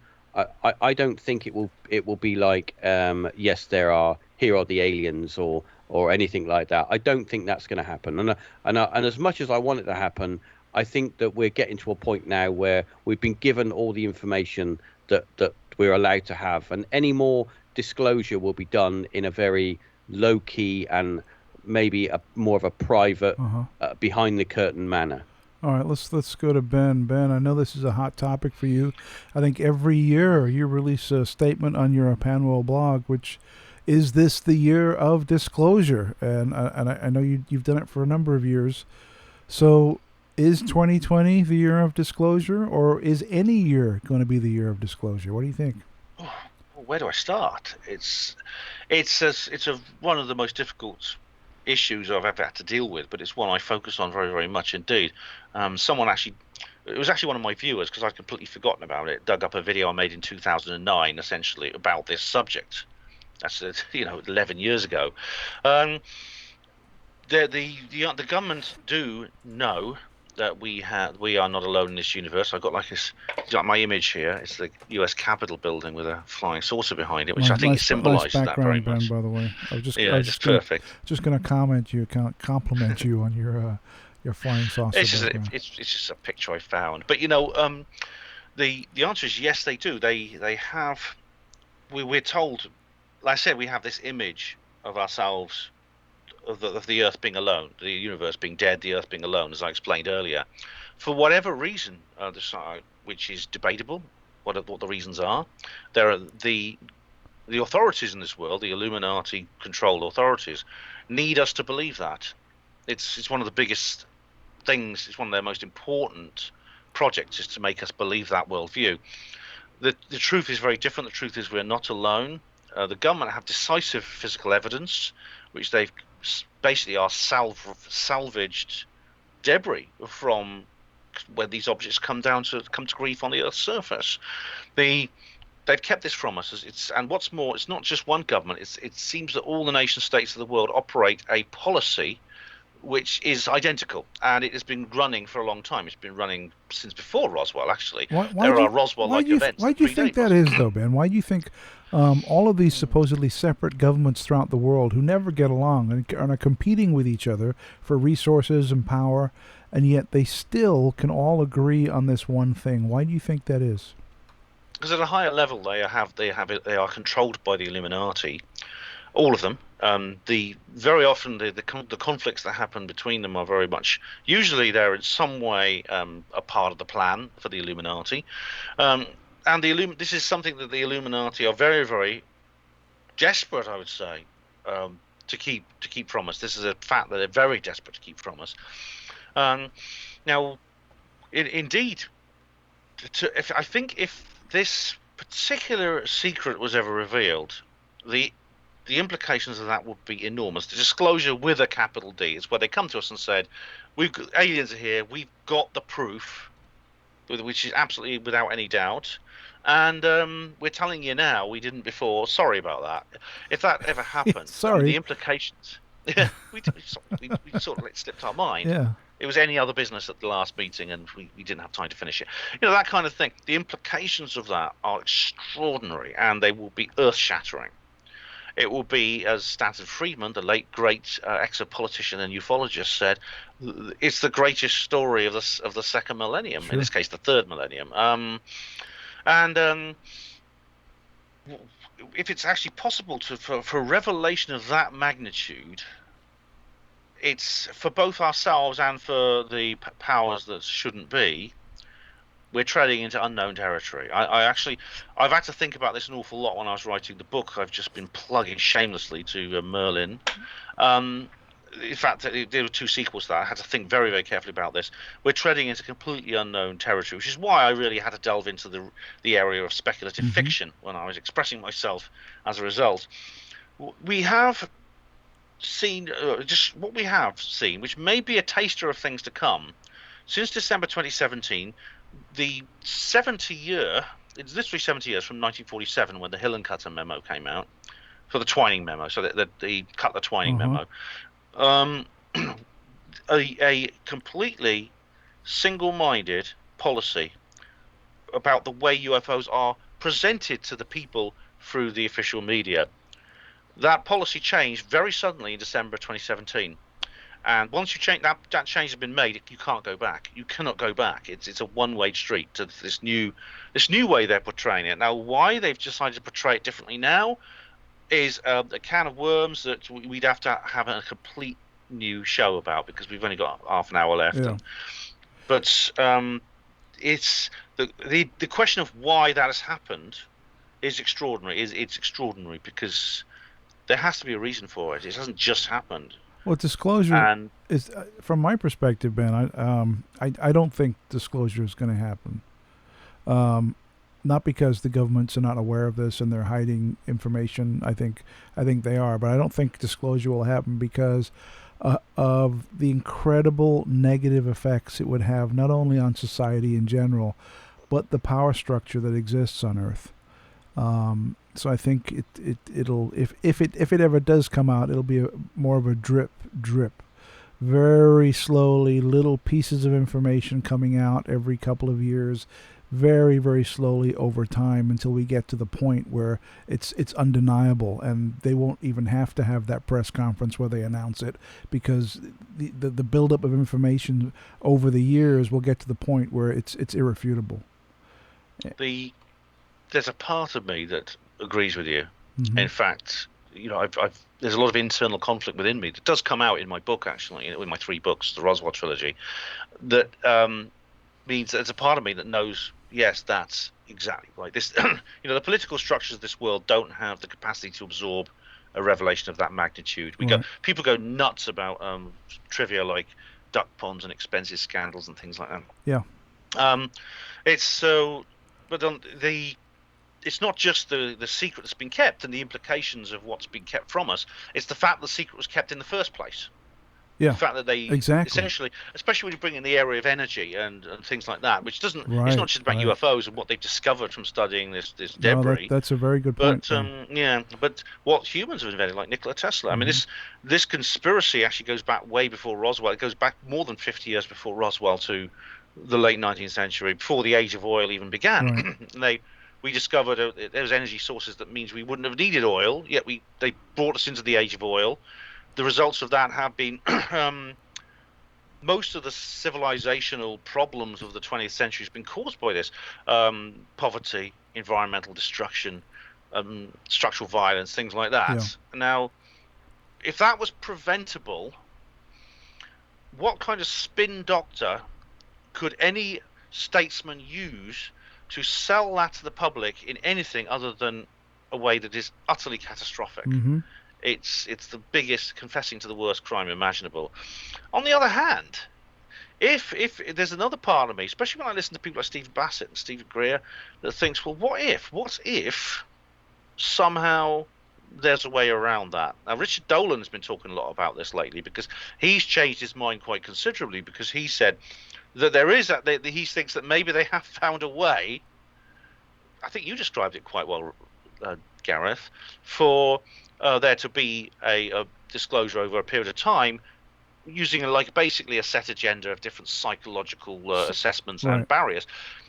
However, I mean, I think there are some barriers that can't be overcome by anything other than a very explosive means. But I mean, I always assumed it would be one massive, great big boom. No, but that's not in terms of informational nuclear blast. No, that's not. You have to add it. Look at it this way, also, Ben. If they came out and said, "Yeah, UFOs are real. They enter our atmosphere with impunity. There's nothing we can do to stop them. We're being visited by something else." And if there's a press conference and they announce that, it's only a matter of time for a reporter to put his hand up and say, well, what about abductions? Yeah. And then they're going to go, well, yeah, they take people. And then what happens then? Then we have we give you trillions and trillions of dollars every year to protect us, but yet you're powerless with this?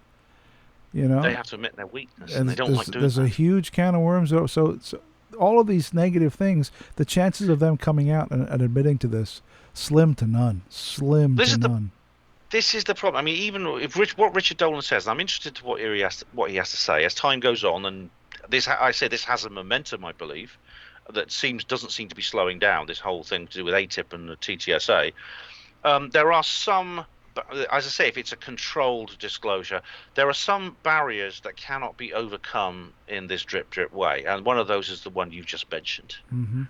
The issues with adoption, the issues with animal mutilations, yes, and the biggest, the end of the universe nuke, which has to be the energy issue. Oh yeah. And things like that. That's something which I really think that in the secret boardrooms, they're sort of saying, look, we can't say that. However, however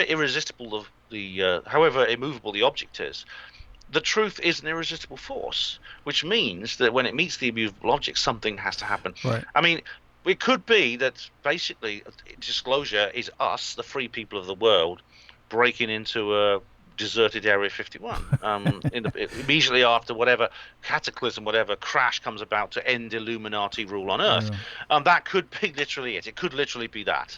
Well, I don't know. If you take it through its logical end, disclosure has to happen eventually. It has to. They cannot keep this secret forever.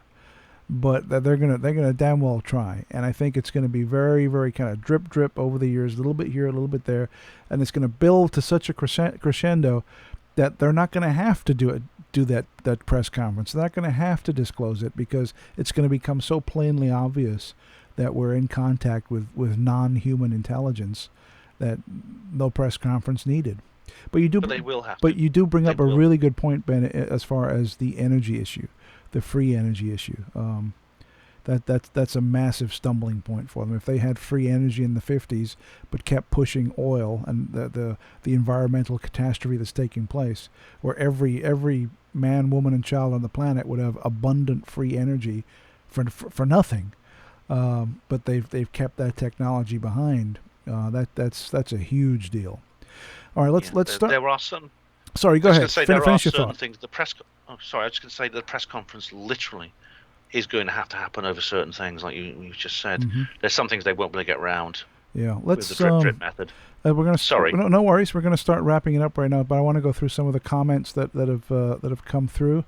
Let me scroll back a little bit. Let's see. Merlin the Pigeon Whisperer talks about Admiral Byrd's diary in regard to Antarctica.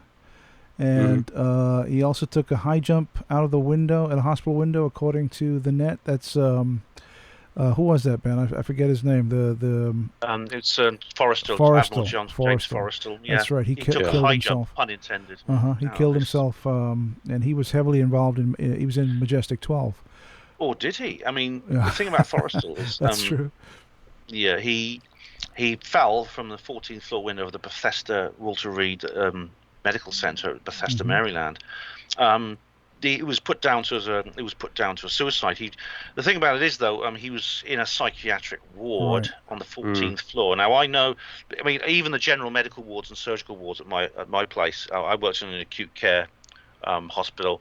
You could only open the window so far, and I know that because one of the things I had to do as a porter, you used to get people trying to climb out, even in like general medical wards, and I'd have to try and pull them back. I've done that more than once. So the idea that in a psychiatric ward that windows would be able to open on the 14th floor, no, they were locked. They would have been locked and sealed with a chain to stop basically people taking their own lives. Yeah. In fact, in my hospital, they designed a wonderful thing with an open atrium, and someone jumped off it. And I said they'd do it, and they did. Someone did kill themselves Oh, at my boy. hospital. But yeah, so Forrestal. Well, What you said about Forrestal. Forrestal? What was the rest of the question? Well, the story with Forrestal was that allegedly he was part of MJ12 after the Roswell crash, was very aware of what took place and was not comfortable with the fact that they wanted to hide this information. He wanted it out to the American public, and he either committed suicide because he couldn't handle the information that he had, or he was going to talk, and somebody decided to throw him out the window. You know, one or the other. Let's see what else we got here. Anita Collier, who just so happens to be my mother, said, "I'm watching you, Gareth." Hello, Mom. All right, how are you? Lovely to see you. And let's see who else we got. Oh, Miles is on. Miles has come on. Miles says, "Disclosure is happening now. It's the SSP." Do you know what the SSP is, Ben? I have no idea. Secret Space Program. Oh, the Secret Space Program. Yeah, there you go. The SSP. Well, yeah. I mean, Miles has got a point there, He because says, look it up. Light ships. You know, there's plenty of video out there from individuals. There's a couple of people on YouTube that do high-power telescope filming of unknown light phenomenon in high Earth orbit and deep in space as well. So yeah, I mean, it could be all up there. Yep. You know. And what else we got? Paul Armstrong says to Miles, "Keep away from those scutters, Miles, or scuttlers." I don't know what a scuttler is. Do you know what that is? Can anyone enlighten me? I have no idea what he's talking about. I'm not sure. I think it goes on your head. I know what it is, but Miles could tell you much better than I can. All right. Well, we'll have to get Miles on here maybe sometime, talk about this. All right, that kind of about wraps it up. If anyone has any questions, type away very quickly before we end this thing and get on with our Sunday. Well, actually, you know what? It's mid-afternoon here in LA, but most of the people in Europe, it's late night now, right? It's dark outside and everything. It's what time? Oh, yes. What time is it over there? It's like almost 9. Nearly 10 o'clock. Oh, Nearly wow. 10 o'clock. Yeah, 10:50. Yeah, 9:50, 9:52. 9:50. Yeah. And over here it's 1:52 p.m. All right, guys. Any final comments before we call this a night or a day? I think we covered. I can't think of anything else right now, except going on about disclosure for another 3 hours. Yeah, we could do that, but I don't think we will. So Ben, will 2020 year of disclosure? Yes or no? Yes, I hope. Reeves, year of disclosure? Yes, 2020 year. Yes or no? I want to say yes, but I'm going to go with no. Yeah, me too. I'm going to go with no, but I would love to be wrong. But I would like to be wrong. Yeah, I'd love to be wrong. All right, let's wrap it up then. Ben, Reeves, thank you so much for coming on. It's been awesome. You're welcome. Everyone who tuned in and watched us live, thank you so much. Go ahead and please subscribe to the channel. If you have not done so, go ahead and please subscribe to the Mindset Central channel on YouTube. Please click that subscribe button, and it'll notify you when we do the next live stream or the next video. I'm going to try and start making some videos for this channel too, which might be fun. So please go ahead and subscribe, and we'll see you all next time. Thank you so much for coming on, and farewell, good brothers. We'll see you all again very soon. Thank you. Bye-bye. Thanks, everyone. Bye.